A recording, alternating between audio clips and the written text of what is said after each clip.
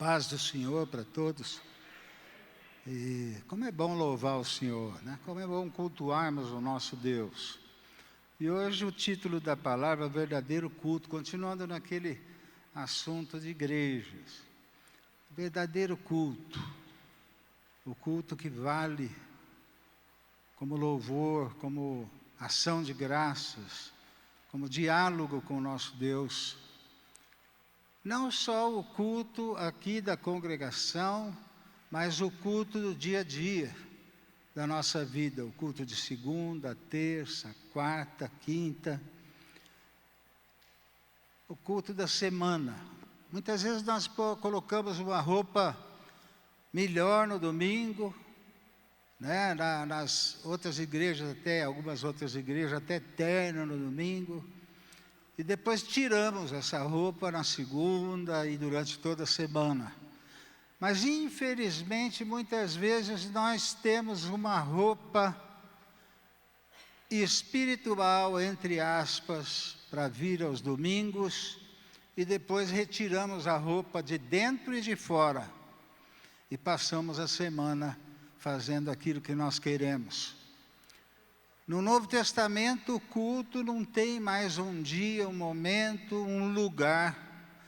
E Jesus foi claro já quando ele conversou com a samaritana no poço de Jacó. E disse para elas: vem o dia, já chegou, que o verdadeiro adorador, aquele adorador, adorará o Senhor em qualquer lugar. Nem aqui, nem em Jerusalém, qualquer lugar. E ele já estava profetizando para o futuro com a igreja. Culto. O que é culto para você? É difícil e não é definir essa palavra. Tem alguns que definem como homenagem. Tem alguns que definem como reconhecimento. Tem alguns que definem como festa para Deus. Mas culto é algo que não começa da boca para fora. Não começa aqui quando nós chegamos. Aqui continua. Culto começa no nosso coração. Nós vamos ler um texto conhecido de Gênesis, capítulo 4, versículos de 1 a 5.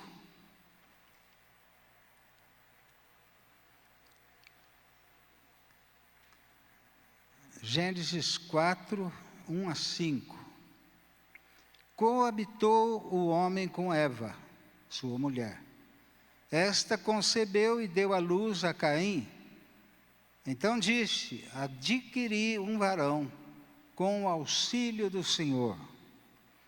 Depois deu à luz a Abel, seu irmão. Abel foi pastor de ovelhas e Caim lavrador. Aconteceu que no fim de uns tempos trouxe Caim o fruto da terra, uma oferta ao Senhor. Abel, por sua vez, trouxe das primícias do seu rebanho e da gordura deste. Agradou-se o Senhor de Abel e de sua oferta, ao passo que de Caim e de sua oferta não se agradou. Irou-se, pois, sobremaneira Caim, e descaiu-lhe o semblante. Até aí. 2 filhos do mesmo pai, Caim o mais velho, lavrador, Abel, pastor de ovelhas. Resolveram fazer o seu culto a Deus, trazendo a oferta da produção do seu serviço, do seu trabalho. Caim trouxe o fruto da sua lavoura, ou os frutos da sua lavoura, enquanto Abel trouxe uma ovelha, fruto do seu rebanho. Será que Deus escolhe ovelha e não produtos de uma lavoura? Será que Deus prefere a oferta de um médico do que a oferta de alguém que trabalha na roça? Será que Deus prefere a oferta de uma viúva do que a de um rico ou de todos aqueles que estavam presentes ali naquele dia com Jesus? Não, não, não. Quem deixou sua oferta aqui, deixou sua oferta. O que muda para Deus não é a oferta, não é se é uma ovelha, não é se é produto da lavoura, não é se é uma viúva que trouxe a moedinha, não é o rico que deu daquilo que lhe sobrava. O que muda é o coração. E eu vou mostrar para vocês em Hebreus capítulo 11, versículo 4. A maioria já sabe, que diz assim: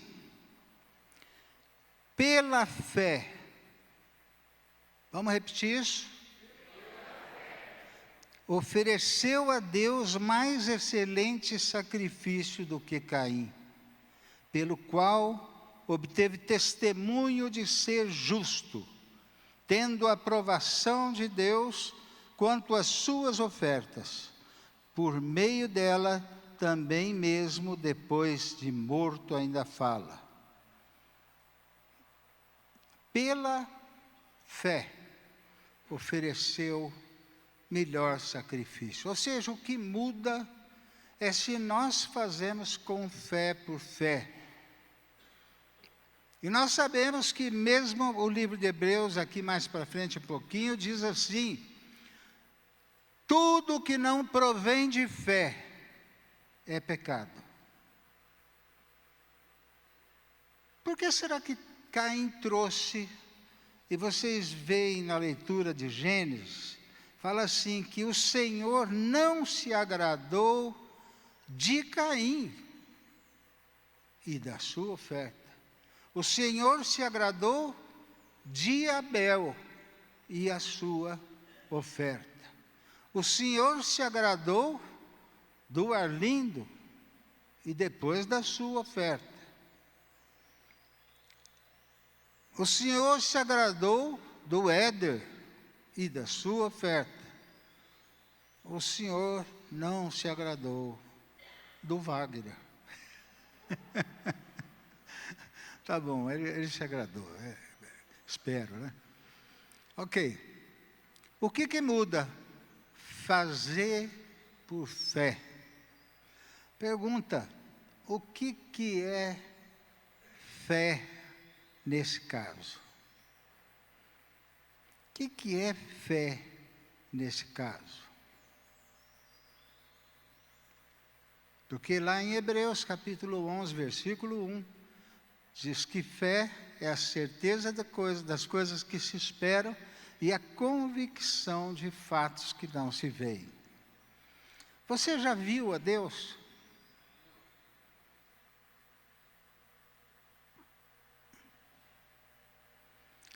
Você crê que Ele existe? Você sabe que Ele está aí ao seu lado? Sabe que Jesus está aí ao seu lado? Sabe que o Espírito Santo está em você? Certeza absoluta? Isso é fé.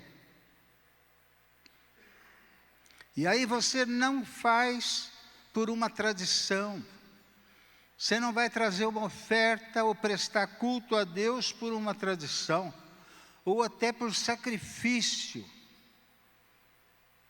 Ai, que preguiça. De vez em quando você não levanta assim, ai, que preguiça, né?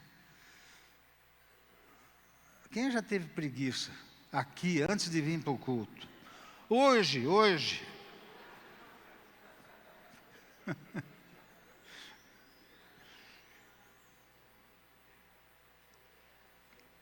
Não tem importância ter preguiça.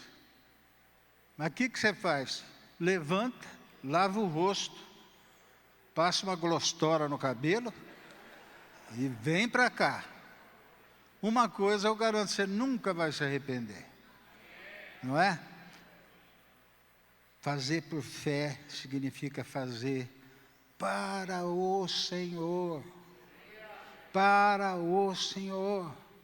Eu vim aqui encontrar os irmãos para juntos nós cantarmos para o Senhor. Nós ouvimos a palavra de Deus, para que a nossa fé possa crescer, possa ser aumentada. O que adianta eu cantar essa música que nós cantamos? Como é que é? Essa? Minha alma canta ao Senhor.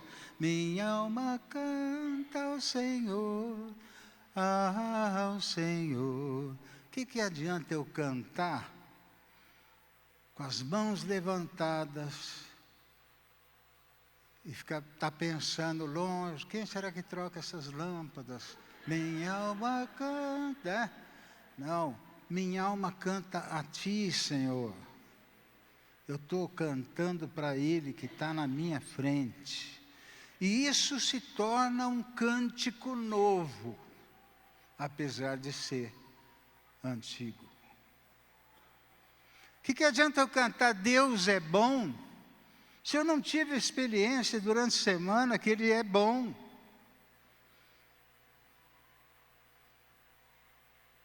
O que adianta eu cantar que Deus é fiel, se eu não creio assim?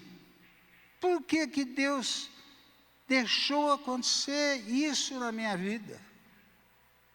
Ele tem o controle de tudo, por que Ele deixou? Olha, eu não sei, mas para que eu sei? É para que você cresça nele.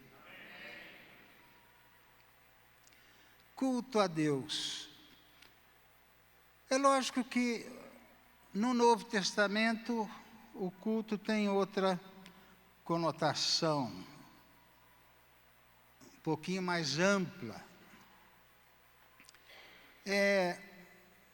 E para que nós entendamos, é preciso entendermos o seguinte: por que Deus nos fez?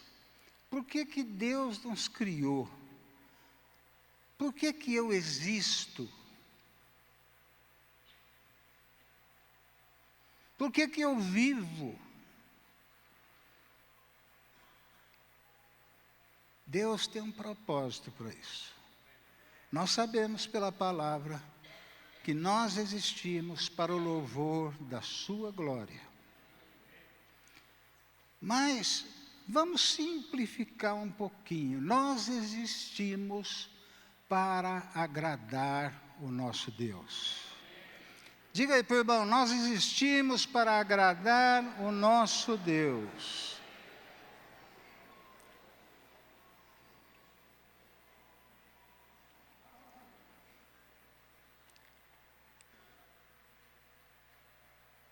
Com o que nós agradamos o nosso Deus? Com a nossa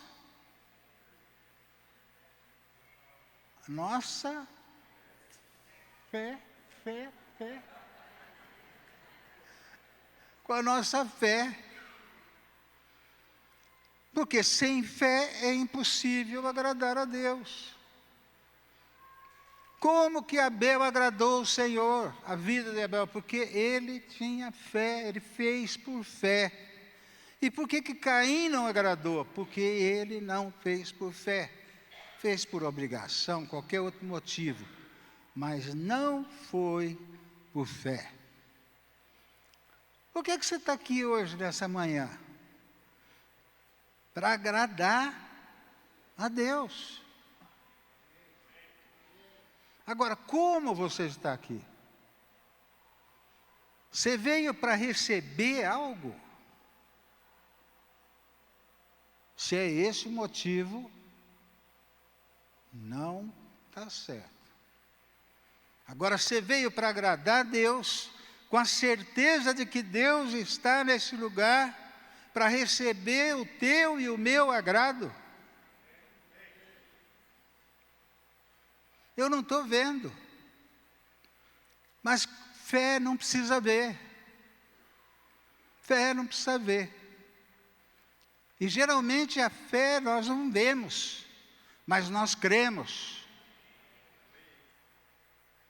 Como é gostoso agradar a Deus. Esses dias eu sentei ali fora na minha casa para ver um pouco o pôr do sol. E eu fui agradecendo o sol que nasceu de manhã e aquele que foi sumindo, sumindo, sumindo. E de repente eu senti que Deus estava aqui do meu lado. Não é que Ele chegou, porque Deus é um Deus onipresente.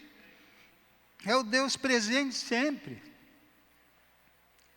Você não vem aqui, Deus está aqui, você sai e Ele fica. Deus não mora nesse lugar, coitado.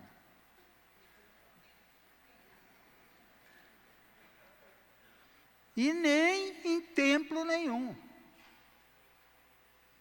Nem mesmo no templo de Salomão, lá em São Paulo. Deus mora no universo todo. Para caber Ele, tem que ser todo o universo. E a Bíblia diz que Ele mora no universo. Jesus está aqui. Jesus está na nossa família, onde dois, marido e mulher, estão crendo que Ele está lá. Eu estava estudando esses dias Mateus capítulo 18, para falar para os pastores sobre disciplina na igreja. E esse capítulo termina com duas coisas. Quando dois fecharem a porta,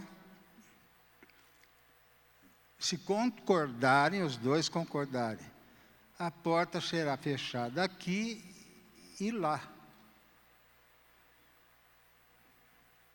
É meio duro isso.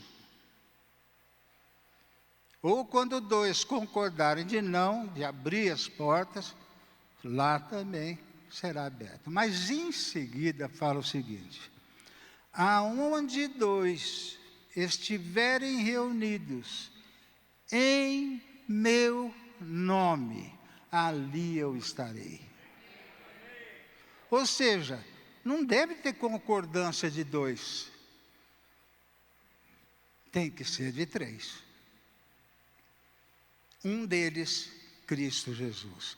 Ele sempre está no nosso meio. Não decida nada, viu, casais? Sem conhecer a vontade de Deus, a vontade de Cristo para aquela situação. E a Bíblia tem tudo isso. Agradar a Deus é conhecer a vontade de Deus. Quanto mais eu conheço a vontade de Deus, mais o Espírito vai poder falar comigo dessa vontade. Quanto mais eu conhecer a vontade de Deus, mais eu vou poder pedir qualquer coisa, porque a minha vontade começa a coincidir com a vontade de Deus. O irmão chegou, uma irmã. Ô Bilão, mas a gente tem que orar. Fala que pode pedir qualquer coisa, mas tem que ser a vontade de Deus. Eu falei, não, é melhor que seja a vontade de Deus, porque a vontade de Deus, ela é boa, ela é o quê? Qual o quê?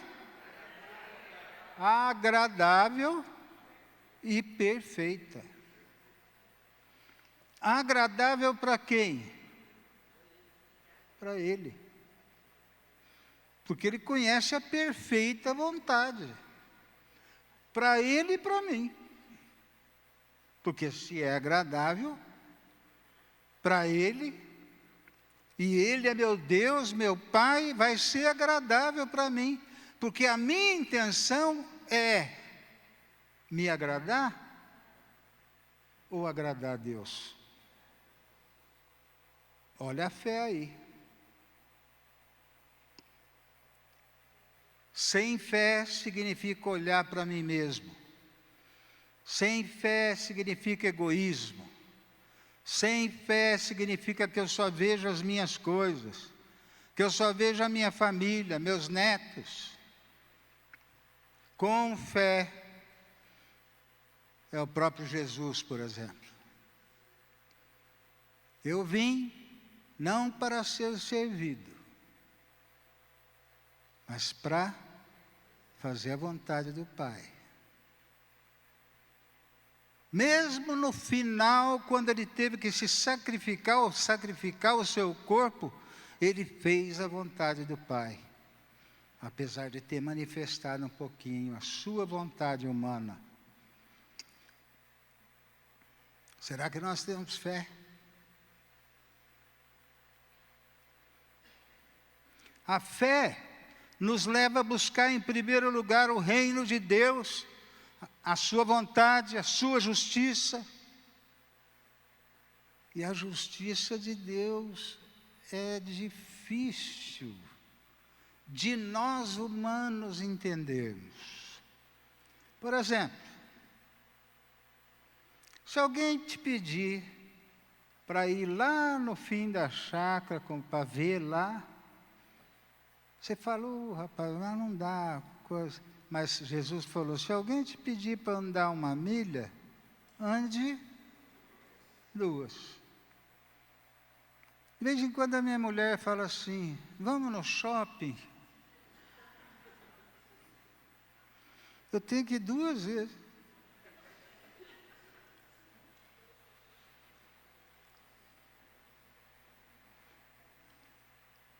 Ai, tem que perdoar esse cara de novo?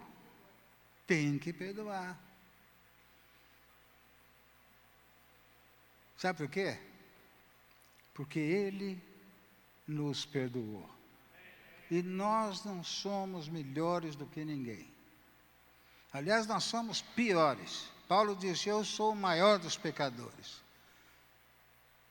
Nós somos os piores, porque conhecemos a Jesus, seguimos a Jesus, estamos à frente.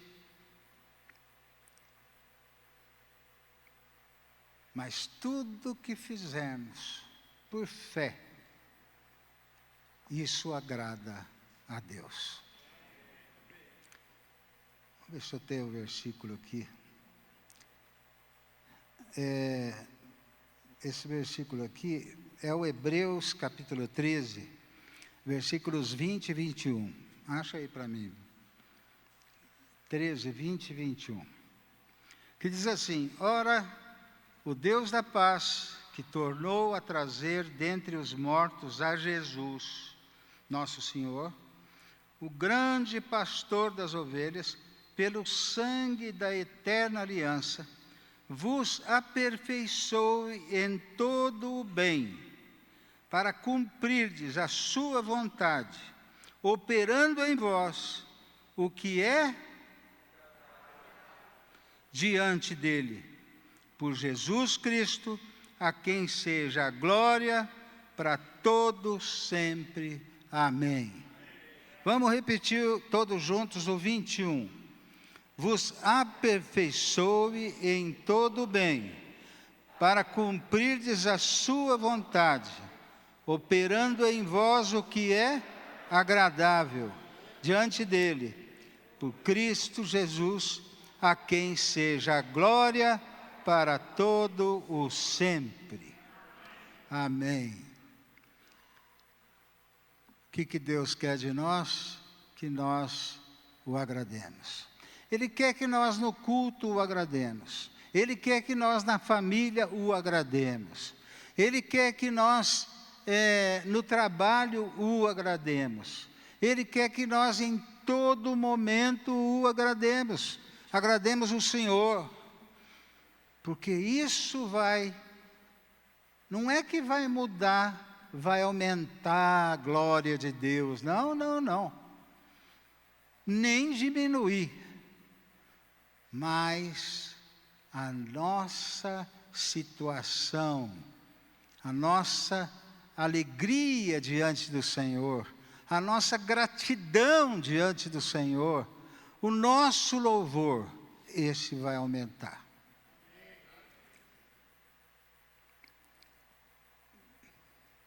E João 8:29 diz: e aquele que me enviou está comigo, não me deixou só, porque eu faço sempre o que lhe agrada.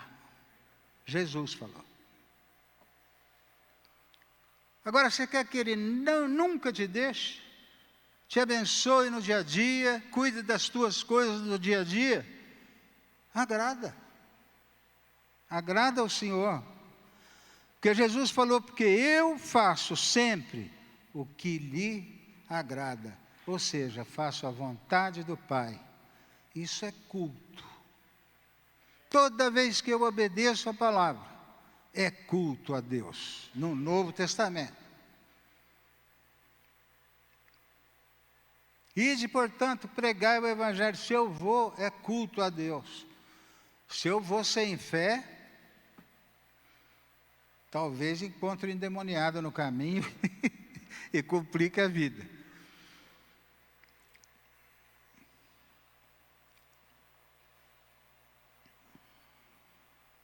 Ok. Culto. No culto nós temos, para ir para o final, adoração, louvor e o próprio culto. Isso aqui. O que é adoração? Adoração é uma expressão interior, parte de dentro. Precisa conhecer a Deus para adorá-lo. Quando Jesus fala com a mulher samaritana, Ele fala assim: nós adoramos o que conhecemos. Nós adoramos a Deus, mas temos que conhecê-lo. E nós conhecemos através do quê? Da palavra de Deus. Aliás, a nossa fé, ela se baseia na palavra de Deus. A adoração é algo que é natural. Quando Jesus foi ensinar a orar, Ele disse: Paizinho, presta atenção, que estás nos céus. Ou seja, adoração, adorar o Senhor, é adorar algo que é muito, alguém que é muito superior a nós. Mas muito. É o Criador, nós somos criaturas. Pai nosso que estás nos céus. Lá em Isaías capítulo 6, Isaías fala: eu vi o Senhor assentado num grande e rico trono, e anjos e arcanjos voavam, com duas asas tampavam os olhos, porque nem eles podem olhar para Deus. Ou seja, Ele coloca um Deus lá em cima. Lá em cima. Você sabia que nós só podemos ter comunhão com Deus hoje por causa de Jesus e através de Jesus? Moisés não conseguiu olhar para ele pelo vão das rochas. Viu só uma luz grande. Paulo ficou cego. Ele só viu uma luz. Adoração é eu me colocar no meu lugar. Pai nosso que estás nos céus, nos cobre. Tenha autonomidade. Isso aí. Em todas as coisas. Uma folha não cai da árvore se Ele não permite, se Ele não manda. Um fio de cabelo não cai da sua cabeça e da minha sem Ele saber. Ele é muito maior do que eu. não tem nem comparação. E daí Isaías começa a ver que é pecador. Diante de uma santidade daquela, eu sou pecador. Eu sou homem de lábios impuros, falo mal das pessoas. Ele não falou isso, mas, né? Deve ter sido também. Reclamo da vida. Reclamo da eleição.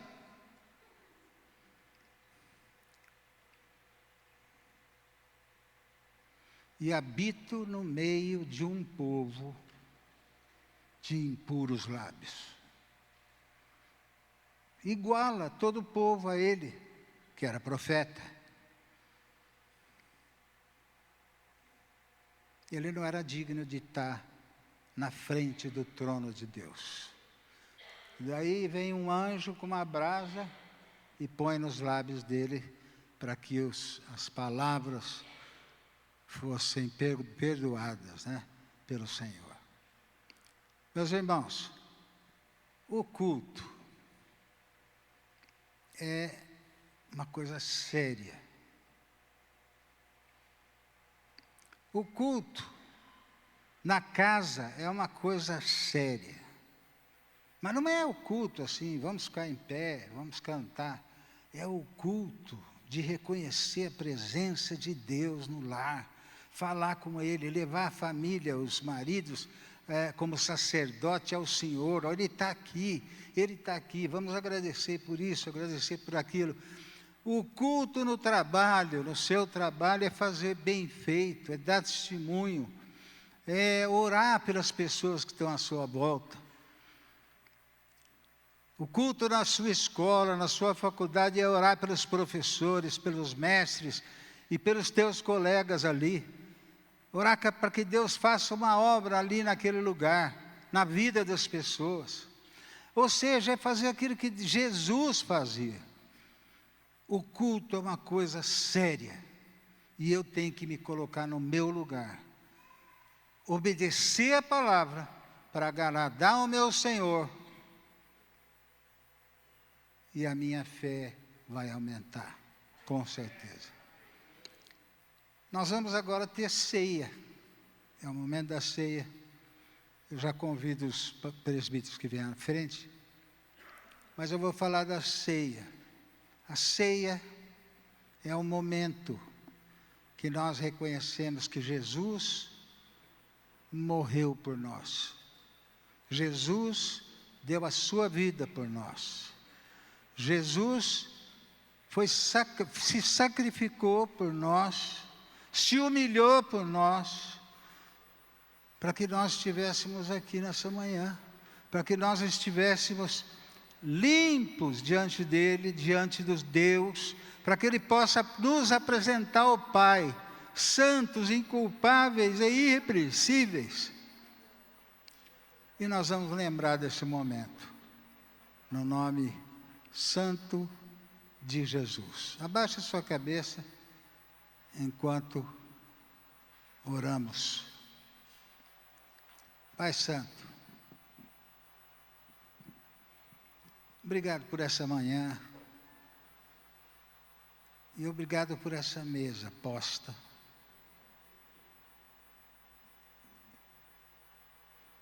Obrigado, Senhor, porque o Senhor morreu por nós.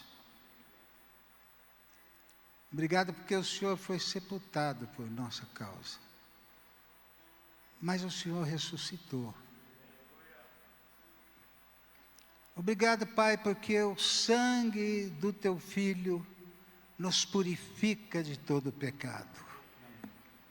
E obrigado porque o corpo de Cristo foi partido uma vez, para que nós pudéssemos ser um só pão, um só corpo, um só edifício, uma só videira, uma só família, assim como ouvimos na semana passada. Oh, Pai, abençoa. E se o Senhor quiser, no momento dessa ceia, o Senhor pode curar as pessoas que ainda estão enfermas no nosso meio. E nós sabemos que isso já aconteceu e pode acontecer de novo. Nós nos dispomos a tomar essa ceia agora, orando uns pelos outros, para que nós reconhecemos que somos um só corpo em Cristo Jesus. Oração de 2 em 2.